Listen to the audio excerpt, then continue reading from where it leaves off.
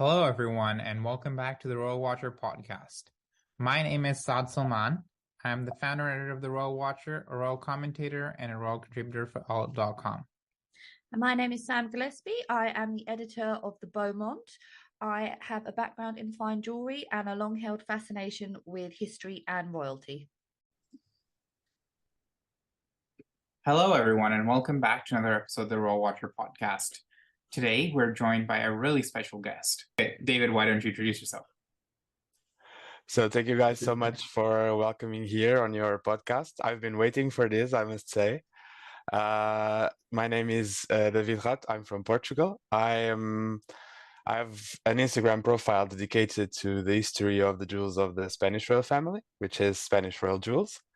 I'm also a contributor to Saad's great website, The Royal Watcher, and I'm here to share a bit of some insights about the Portuguese royal wedding and the history of the monument and the jewels and everything I can contribute.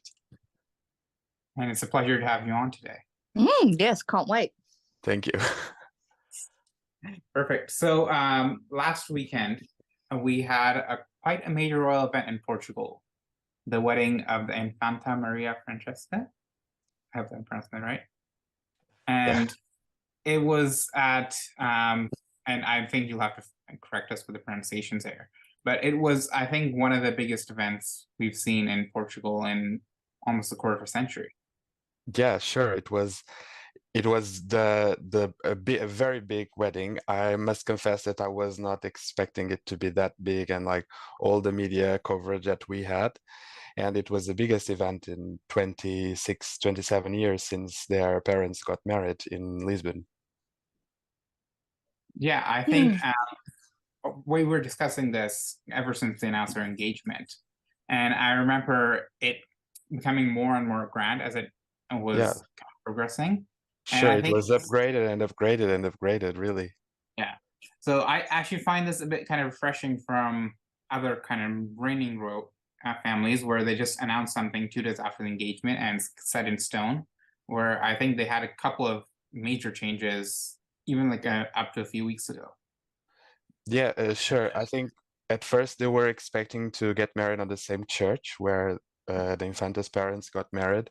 That is more or less in the center of the city of Lisbon. So, but then they decided to change to this amazing monument, which is the convent and the palace of Mafra. The parents also confessed on an interview that they wanted to get married in here when they did, but because of the communication between the city and because Mafra is like on the outside of Lisbon, it's like more or less 1 hour by car.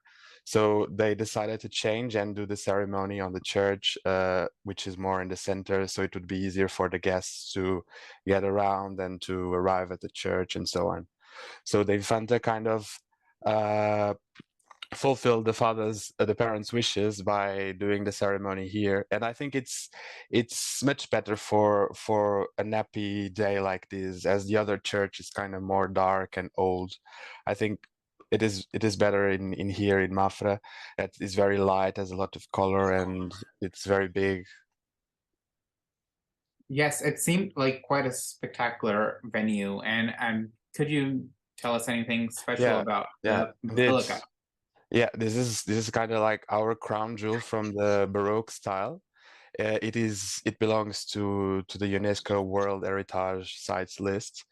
They started building it in 1717, our King John V, and it was a way to thank the Virgin and God, because he finally got a child. His wife finally gave him a child.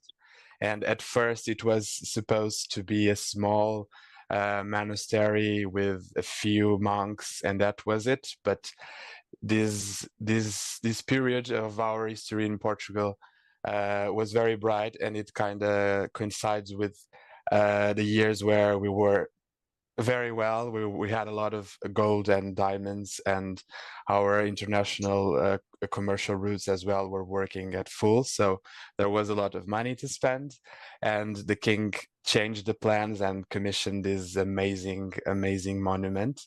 It was inaugurated in 1730. The library of the palace and the convent is also pretty impressive. For me, it's one of the most beautiful we have in the country and in Europe as well. It has more than 300,000 books. Then at the center we have the church, and at each one of the sides we have the king and the queen's chambers that are connected by that huge corridor, and you can also see the sea from all the windows of the palace. It was occupied not all the time, as the court were always moving. By the end of the monarchy, it was used by the royal family when they went to hunt here, because there is a huge park next to the palace. And our last king, King Manuel II, slept here in Mafra his last night in the country before he left into exile. Oh, so there's just a really rich royal history that stretches back centuries. Yes, indeed. And it's one of our biggest and most amazing monuments, I must say. Oh, it's just spectacular. And it's so lovely to see that with this wedding, they were able to continue that link through the royal family.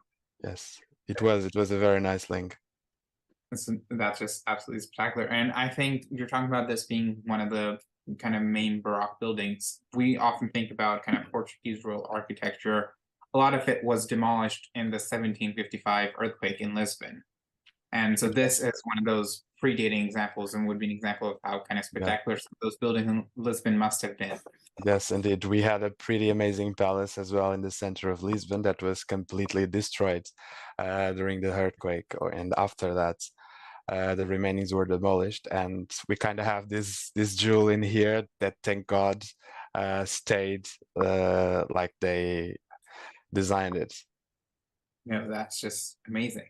So I think let's kind of start off by looking at the pre-wedding dinner, which was held at the home of the Duke and Duchess of Braganza the previous evening. Yes, so on the contrary to their parents, the Duke and Duchess, who held like a very formal banquet in one of our royal palaces as well on the evening of their wedding ceremony, the Infanta wanted to have a more informal gathering for the royal guests and all the guests that were coming to Portugal for the wedding. So she decided to throw, like, I would say, a popular party that all little town have in Portugal, with the typical food, with the music, with these traditional dances and the clothes as well. And then she surprised everyone by wearing this typical costume that is typical from the north part of the country. She's dressed as a traditional bride. That, surprisingly, brides were black. And the tradition is that you wear all the gold of the family that has been passed through generations. In this case, I must confess that I don't know, but the typical bride of Vienna wears all the jewels of the family on the top of the black dress. It's also interesting, what she's holding. Usually it is embroidered with love sentences, love quotes, and it is usually the groom that gives to the bride, or like the boyfriend to the girlfriend. Oh, that's really sweet that they continue that tradition. Yeah, indeed. It was very surprising. I was not expecting to see her dressed like this and arriving with all the typical music and so on. It was very fun. Hmm. Yeah. And just like an example of how, even though they're no longer a reigning royal family, they do still have been able to use the attention on this wedding as a way to promote traditional Portuguese culture. Indeed. They really did an effort on that, to highlight what Portugal has best, like the food and the traditions. So they really put an effort on that, and I think that's pretty good, as so many people arrive from outside of Portugal. Mm. So how far is their home from Mafra? It's like 30-40 minutes ride. They live in Sintra, which is pretty close to Lisbon as well. They have a very nice house with a little garden and park and so on. And I also must say that it was pretty surprising that they decided to use their own house to welcome such a number of guests, as we are speaking about more than 1,000 guests. But it was nice that decided to do it at home, and the Infanta also told that in an interview that she was very happy to welcome all her loved ones in her home on the place where she grown up, and so.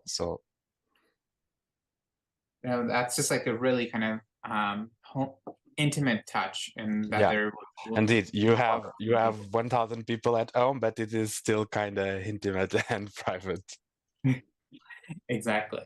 It reminds me of actually one of the weddings in my family where we had around, it was 800, so not 1,000 at the time, but we had them we had a huge backyard at the time, and there were a huge tent set up, and it was full of people. But it must have been quite nerve-wracking for them to kind of organize everything and then continue still living in the house. Yeah.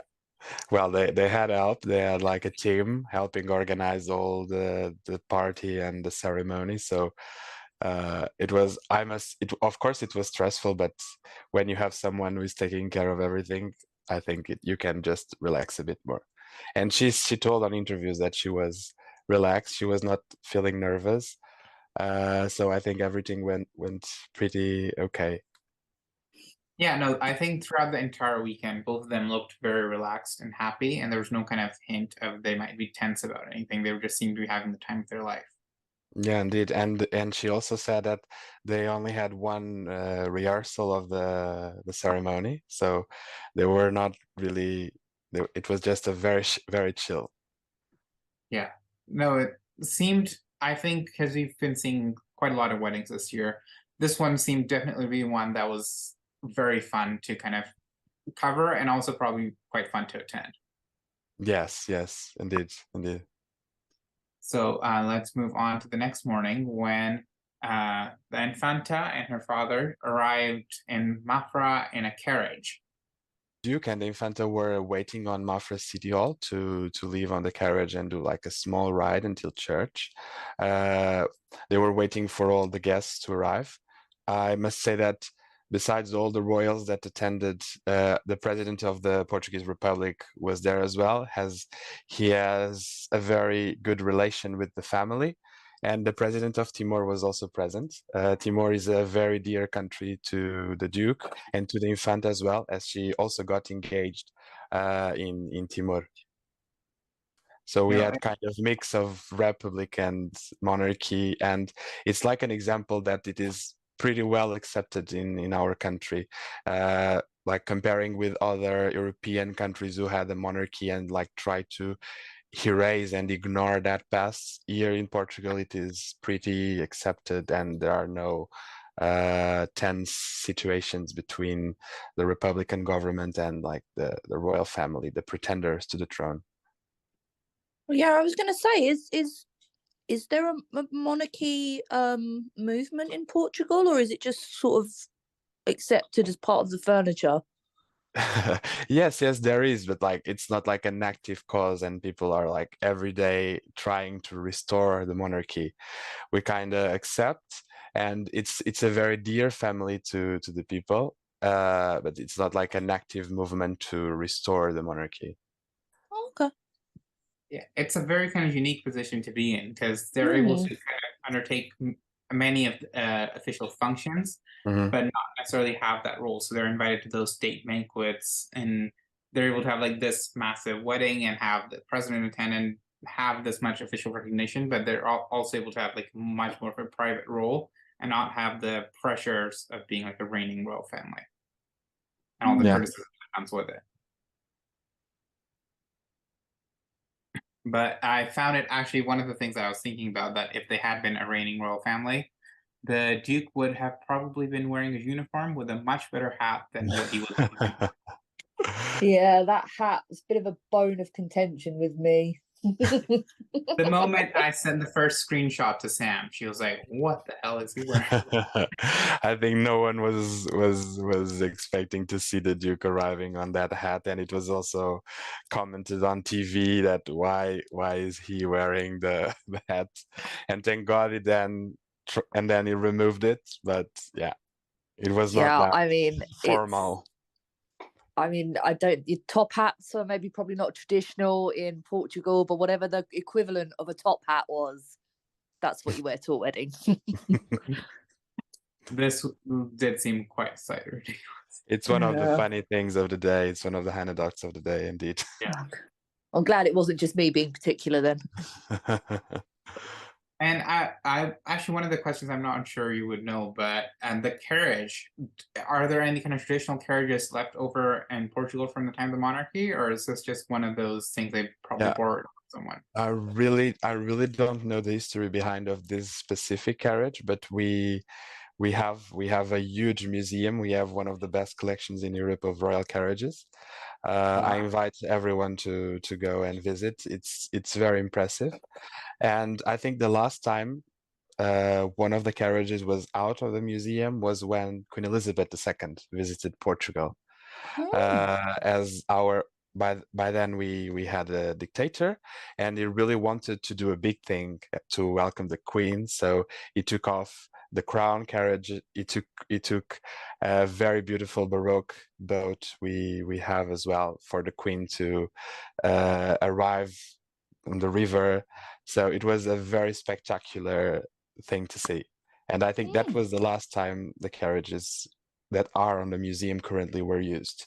This specific one, I must confess that I really don't know the history behind, but there are so many that probably it has some connection to the royal family as well. Now, thank you for telling us about the kind of main carriages used for the Queen's state visit, because I've always seen those visuals, but I was wondering about the barge that she used, because I remember seeing this like massive gold thing. And Yeah, it's an impressive piece, and like you see that he really made an effort to. It was like a monarchy receiving another monarchy. We had the gala at the opera, the gala at the palace. We had a huge military parade, the carriages, and so on. It was like a very grand affair. definitely, and I think Portugal is Britain's oldest ally, so that is really what they went all out. Indeed, and they kind of celebrated that this year, like a round big mark. I think that our president must try to go on a state visit to the UK. I think he would really appreciate it, and probably try this year. But as King Charles is still very busy, it was difficult. Oh, probably, yeah. No, they have had quite a busy few years. Yeah. Hopefully, we might see a British state visit to Portugal sometime soon, and then it will take a few years. Maybe the president will go there first. I really don't know, but I hope so. I mean, if they do come to Portugal, at least we'll see the Braganzas again. So, yeah. The plus side for us. So, and then let's talk about a bit about the dress, which was initially described as being a princess cut gown. And you and I were both wondering kind of how that would manifest. Yeah, whatever that is. So the Infanta decided for a very simple dress without embroidery. I think it really fits her, and she looked pretty good on this day. Oh yes, no, it was very spectacular, and I think the dress itself had enough structure and simplicity to carry off the kind of really important jewels that she wore. Yeah, indeed. Yeah, I think one of the there is a balance in there. Yeah, so let's kind of start talking about the lesser pieces, and then we'll move on to the big thing. But she borrowed a sapphire and diamond bracelet that used to belong to Queen Emily from a friend. Yeah, so the bracelet was a gift from Queen Emily to one of her ladies, and it was sold at auction some years ago. And a collector who also trades art and jewelry bought it, and as he's a friend of the Infanta, he decided to loan it to her for this occasion. So with the bracelet, she was wearing something blue, something old, and something loaned all at the same time, as the bracelet is made of sapphires and diamonds. Ticks all those boxes. Yeah. Yeah. And then the earrings she was wearing, she said that they were worn by her mother on her wedding day, but they come from her grandmother. Yeah, so the earrings belong to a maternal grandmother, and and she gave it to a daughter, the current Duchess of Braganza, for her to wear it on her wedding. I think she must have realized that the earrings match the tiara pretty well, and they make a perfect combo. So she gave it to the daughter, and the Infanta decided to wear them on her wedding as well. Yes, they are quite timeless pieces, and I think Sam would tell us, but I think they might look like clips rather than with piercings. I was just staring at the fitting. That's so strange that you said that. No, well, I can't tell from this angle, but it could be that she does have her ears pierced and it's clipped under as opposed to having an earring back. But yeah, you know my opinion on things like this. If you're gonna have enormous diamonds hanging out of your ears, it's better to be safe than sorry. Of course. And I think the size of these diamonds is quite special. And the current Duchess of Braganza, she comes from an aristocratic background as well, doesn't she? Yes. She's like a great granddaughter of a viscount, and of course there are a lot of marriages. She's from a very traditional and noble aristocratic family in Portugal. Her mother also has a few fine jewelry. Okay. Yeah, no, I think we saw some of those worn for the wedding back in 1995, and then it's obvious that she's able to give this same. And on that same subject, doesn't the groom have some kind of noble connections as well? Well, I really don't know. Because I did see some online, but it's very obscure. But he does come from a pretty good family, and he seems to be quite well accepted by the Duke and Duchess. Yeah, they all seem like he seemed very okay with the parents-in-law and also the brothers-in-law. Like it seems they really welcome him into the family, which is just lovely. And then talking about the main event, which is that she wore Queen Emily's Dom Louis tiara. Yeah, so the Infanta also confessed in an interview that she was surprised that parents told her to use this specific tiara, as it's like the biggest and the most important one they have in the family. It was created by the Portuguese crown jewelers for Queen Amélie when she was still Princess Amélie of Orléans. And it was given to her by a father-in-law as a wedding gift. There was also a matching necklace that was given by a mother-in-law. Currently, the necklace doesn't exist anymore. I must say that it must have been converted into the choker we can see on the picture. There are a lot of people who still say that the necklace disappeared, and during the last week on TV, people were reporting that, okay, the necklace is not there anymore and so on. But according to me and to what I think, it must have been dismantled and converted to the choker that is still in the possession of the Portuguese Duke and Duchess. So the Queen Amélie, she had 3 children. The daughter died a few hours after she was born. Then the eldest son, together with Amelie's husband, King Charles I, they were assassinated in 1908. And then there is the youngest son, our last king, King Emmanuel II. He got married, but he didn't have children. So Queen Amélie kind of lived her last years a bit alone because she didn't have close relatives, no husband, no sons, no grandchildren. So her jewelry were kind of split and divided between her many nieces and nephews and sisters. She was announced to the Count of Paris. She was announced to the Countess of Barcelona. She was announced to the Duke of Aosta. And so the jewelry were divided. Queen Amélie was also invited to be the godmother of Infanta Maria Francisca's father, the current Duke of Braganza.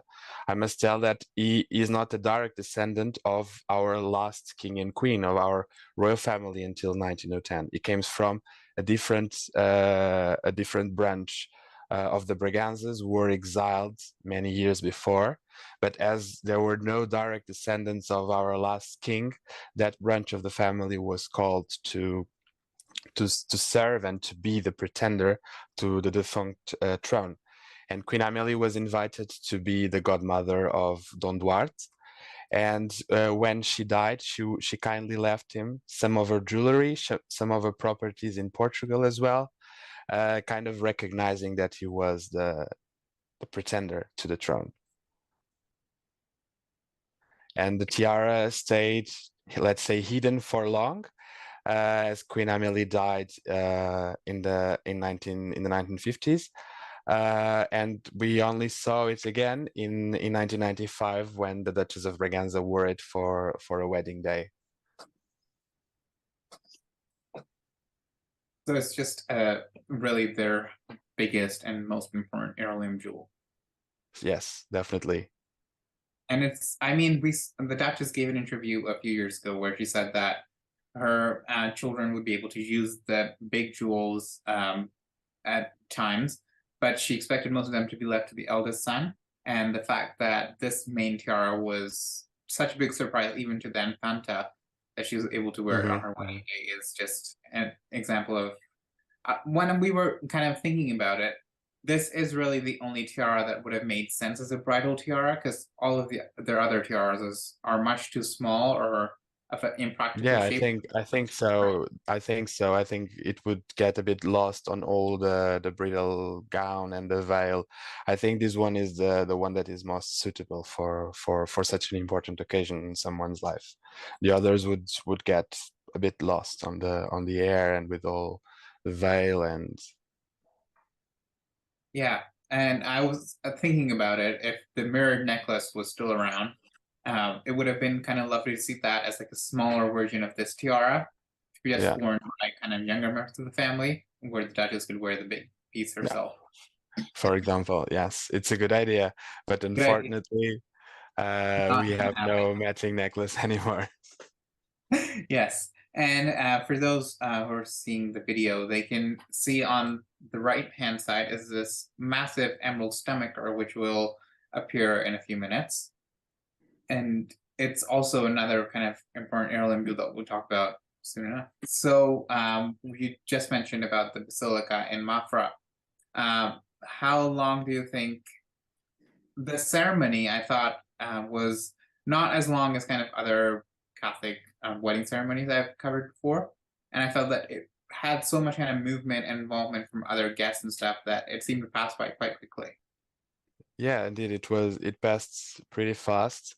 The music that was chosen was very beautiful, very touching as well. There were some very beautiful moments.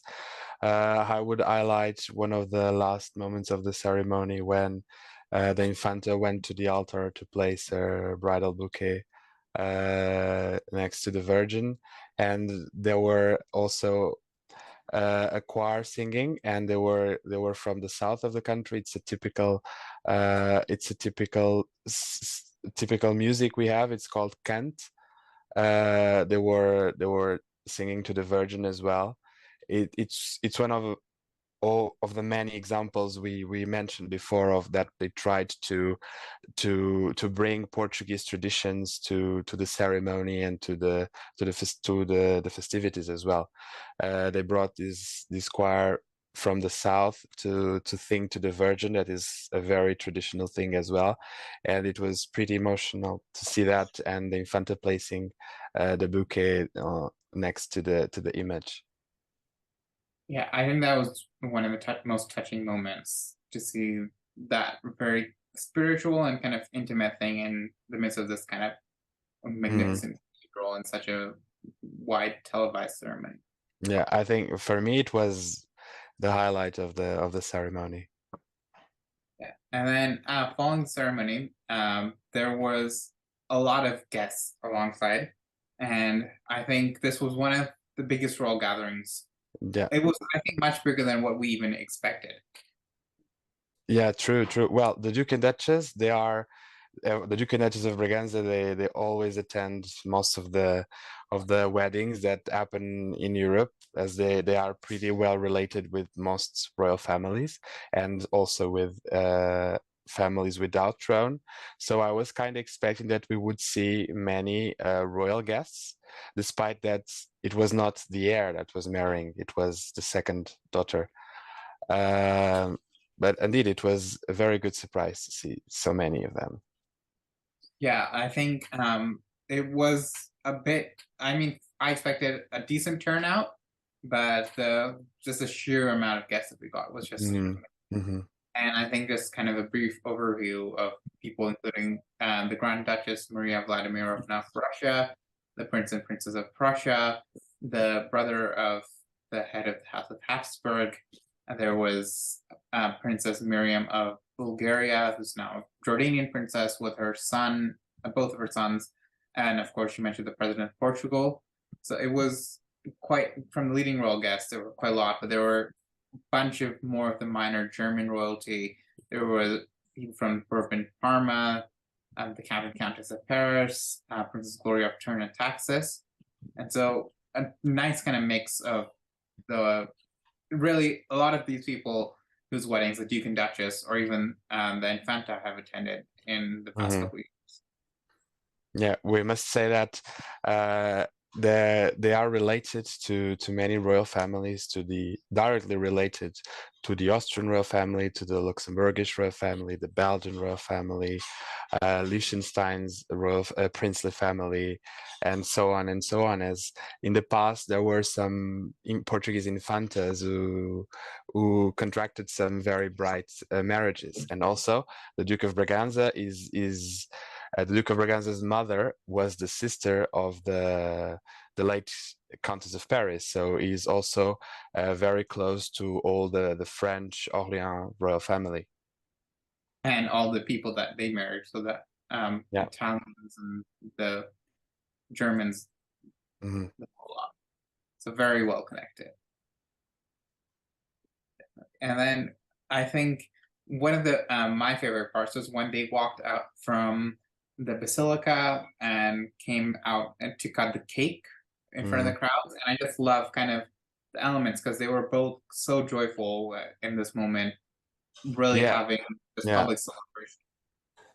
The Infanta told that she wanted to include this part. It was her wish because she really wanted to share a bit of this day with the people, as Portuguese people were always very nice to them. And the Duchess also told on an interview many times that people would approach her on the street and ask her, how are our children, how are our kids? So they felt that as the family has like this role, unofficially, but the role, and they are public figures, and people saw them born, being baptized, going to school. She felt that it was the right decision to share a moment of all the wedding ceremony with the people. So they invited everyone to come to the Basilica and to come and to see them cut the cake, and they distributed the cake after that. Yes, and I believe through the efforts of our friend Nettie of Nettie Royal, the press were able to get the cake as well. So, that is nice. Yeah, and I really love this kind of public element. It's similar to what they do in Liechtenstein for their kind of main royal wedding, where they have this huge countrywide street party.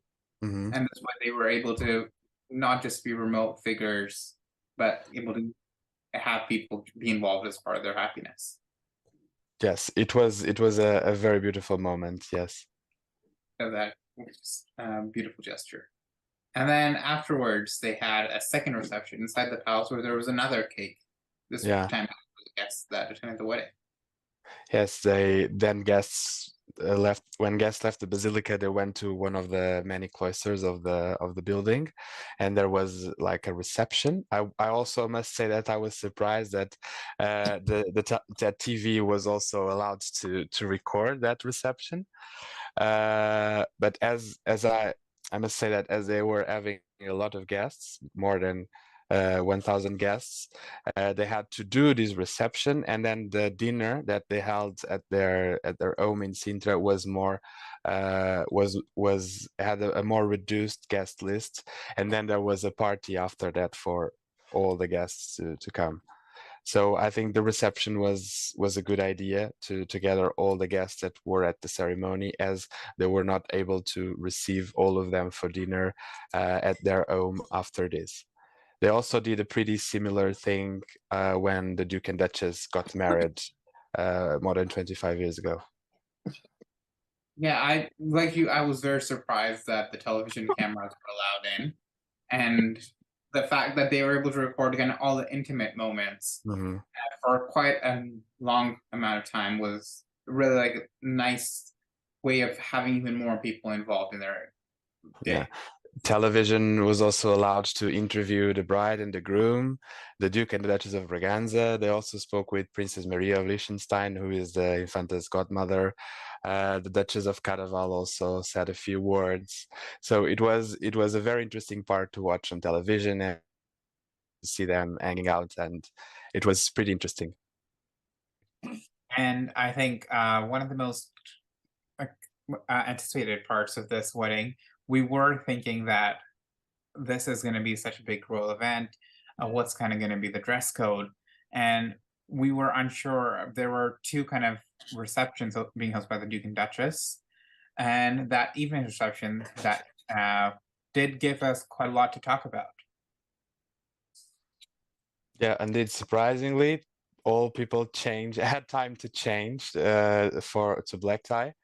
The press reported that there was a delay. Dinner was supposed to start at 9 and it ended up being served at 11, as like all the people had to go from the church to their hotels to change and then to go to Sintra for the dinner. The logistics were a bit complicated, but in the end, I think they all had fun, and it seemed pretty beautifully set, like the table and the decorations of the table and all the tent and the flowers and so on. Yeah, it's not your typical royal banquet, is it? Yeah, it's not a typical. Yeah, we were probably, some people were expecting a palace with a large dining room decorated with all the family silver and so on. It was a bit different, but it ended up pretty all right. Yes, I really like kind of the touch they had of having all these royals and stuff. And it was seemed quite formal, but it was done in a very kind of modern and refreshing way, where it didn't seem like staid in that sense. And I think before we talk about the bride and groom, I would like to say I did like the Duchess's outfit in the for the wedding ceremony, but I did expect her to wear kind of a better gown and maybe more jewels for the gala. Yes, I was also expecting to see some more jewels, like the family's aquamarines or one of her diamond necklaces. But maybe because she had a lot to supervise, she didn't have much time to change her hair, and so she decided to go for a more simpler look. Yeah. And I think this is one that she's worn a few times before, so it is a repeat. I don't know, probably. Yeah, and I mean, she did have their long, big diamond earrings on and a pearl and diamond brooch, so it wasn't all kind of that bad, but still a lot less than what she usually wears, which like she wears diamond necklaces for daytime weddings. Yeah. Yeah, true. What the level of glamour I was expecting a bit more, as she was marrying a daughter, but yeah, maybe she's saving the big jewels for the son. Yeah, well, if they did all of this for the Infanta, I'm expecting a much grander ceremony with much more royal guests, and more glitter, more bling bling for the heir's wedding. Yeah, and I really liked so in the past few months we've seen the Infanta and her fiance at quite a lot of German royal weddings. And we saw two of them sitting beside the bridal couple, Prince Ludwig and Princess Sophie of Bavaria. And I thought that was a really nice touch to kind of have, because we're not necessarily sure how close they were, but this seems like they must be pretty good friends.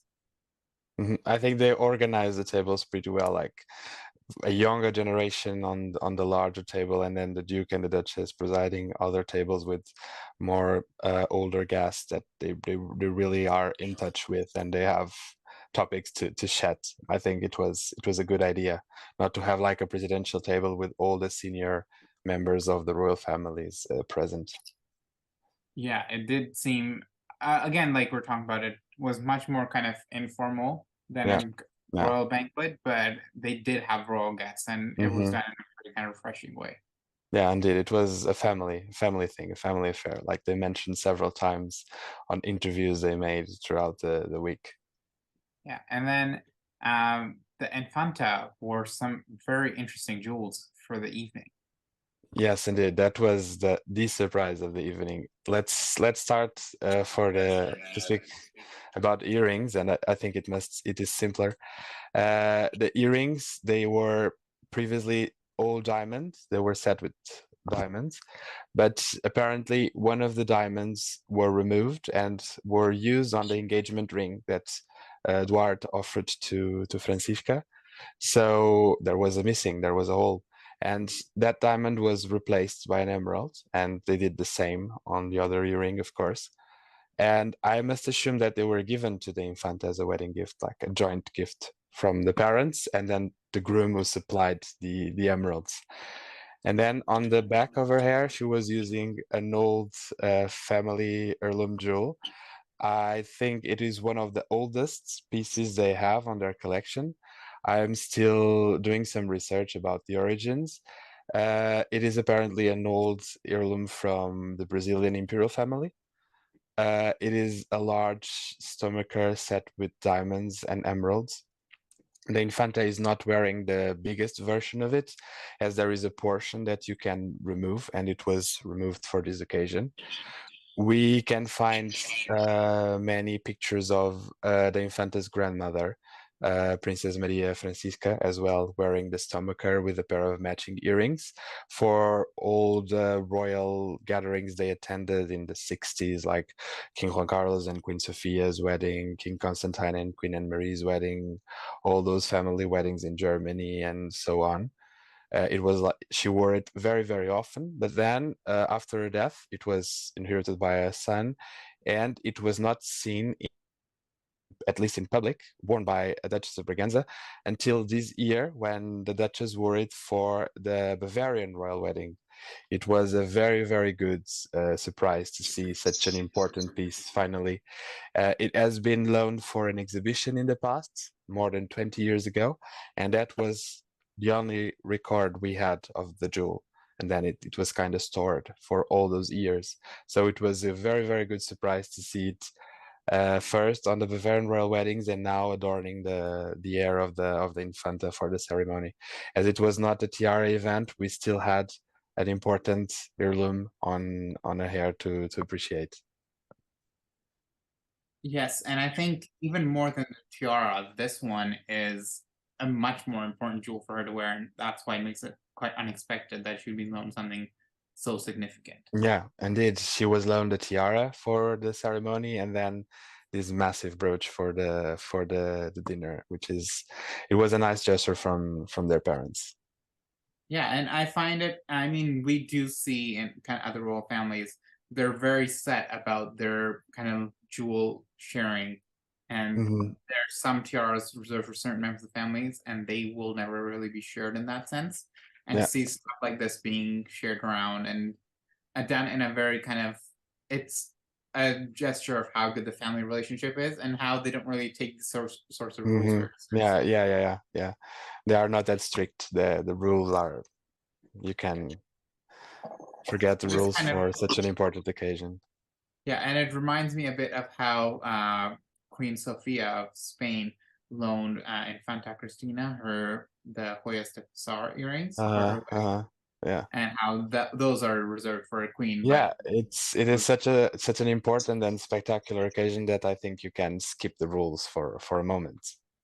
definitely, and it's very touching. And in terms of other jewels, the wedding was fairly kind of lacking of important jewels, except at the wedding reception when we got kind of two fairly significant royal heirlooms. Yeah. I don't know if you want me to start speaking about them. You can start. Go ahead. Yeah, so on the left we have Princess Anna Cecilia of Bourbon to Sicilies, and she's wearing a beautiful diamond and ruby set. This set belonged to her grandmother, to her maternal grandmother, who was Princess Anne of Orleans, and she married her first cousin, the Duke of Aosta. This ruby set appeared, I believe, correct me if I'm wrong, during the 1950s, 1960s. It looks very modern as well, so it must be an acquisition of Princess Anne. Yes. It was also loaned to her daughter, to her youngest daughter, Princess Maria Cristina of Savoy-Aosta. She wore it for the wedding of King Baudouin with Queen Fabiola of the Belgians, and now we can finally appreciate it in color and with a picture of good quality on adorning the Princess Anne's granddaughter with Princess Anna Cecilia. It was a very good surprise, and the set is pretty impressive. Of course, and I think one of the best parts for me was the fact that it finally confirmed that they were rubies, because I've seen it and I've had people fight with me because I believe after the article that they were actually sapphires or they were emeralds, but no, they're rubies. Yeah, we had the rumors that they were rubies, and then I believe I share with you that I found a picture of Princess Anna Cecilia also wearing just earrings, so we knew they were rubies, but now we have the full proof and we can admire the full set. Yeah, it is quite spectacular, and I think one thing more to add is that Princess Anne, Duchess of Aosta, was the niece of Queen Emily. Yes. Maybe the timing was because she started wearing the 50s, so it might have something to do with kind of a legacy that Queen Emily may have left her jewels or money that she would have bought a necklace at that time, and that might be like a link that her granddaughter is being with them. It could be. It could be. Yes, we'll have to kind of investigate that a bit more. So on the right we have Princess Sibylla of Luxembourg. Princess Sibylla was not born a royal, although she is a great granddaughter of King Alfonso XIII of Spain and Queen Victoria Eugenie. Her mother is Princess Olympia Torlonia, and this family is the owner of the splendid aquamarine parure that belonged to Queen Victoria Eugenie. It was changed in the 1930s. It has a different look nowadays. And for this occasion, for this banquet, Princess Sibylla wore her grandmother's aquamarine earrings. And as she has that beautiful manton covering her dress, we don't know if she wore a necklace as well. She also wore a very magnificent diamond bracelet, not easy to identify, but I believe it is one of grandmother's diamond bracelet as well of Infanta Beatriz of Spain. Yes, she does have quite a spectacular jewelry collection, and we do see some of the pieces quite frequently, like a ruby necklace and stuff, but it's special to see the aquamarine worn again. Yeah, it is sad that she's not seen more often in Luxembourg on state banquets and so on, as she has, and her mother has such an amazing collection that we are not able to see as they keep a very low profile. Yes, and we generally only see them at foreign royal events. But I do hope that this is one of those pieces that she will eventually inherit and kind of have use for more royal events. Let's hope when King Felipe and Queen Letizia go to Luxembourg on a state visit, that they would invite Princess Sibylla and Prince Guillaume as well, and she would wear, of course, Queen Ina's treasured aquamarines. Yes, I think it is the best occasion to showcase them. Oh, definitely. And at the same time, now that we've kind of discussed everything, what were your thoughts on this entire wedding, and how did it kind of differ from what your expectations were? Yeah, so I was expecting a much smaller affair, I was pretty surprised that it was such a big thing. I was thinking they would save this for the year. And the ceremony was very beautiful. The bride and groom, they looked very happy, really happy. They had a light. They were very chill as well. So I think the environment was very good, and it was so nice that they allowed television to get in and to allow us to accompany them throughout the day, throughout the festivities. It was very nice. Usually from non-reigning monarchies, we have like a few photos taken by photographers for magazine exclusives and so on, and I was very happy that we had the opportunity to see everything. Yeah, I think it was amazing, and the fact that we'll talk in a few weeks with Seth, who was able to represent the Royal Watcher at as part of the press. The media attention around this wedding and the way it was handled was just really a masterclass in PR and how to handle these things very well. Yeah, I also must say that it was the most seen program of the day on Portuguese television. There was a moment where there were more than 1 million people seeing. That was the arrival of the bride.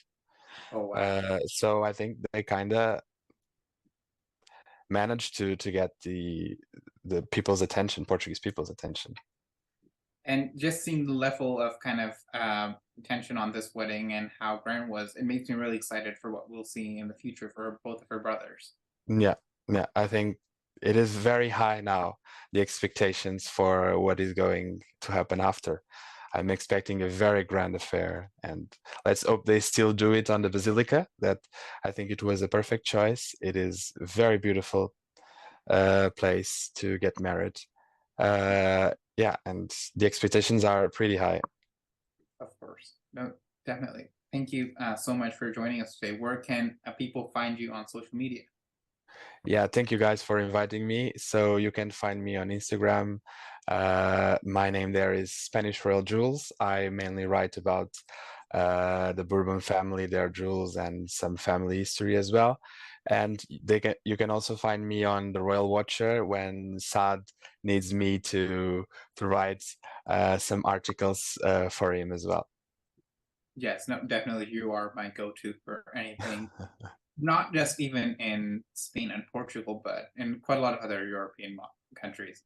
And I love kind of our discussions and how we kind of go into very different tangents of all sorts of things. Yeah.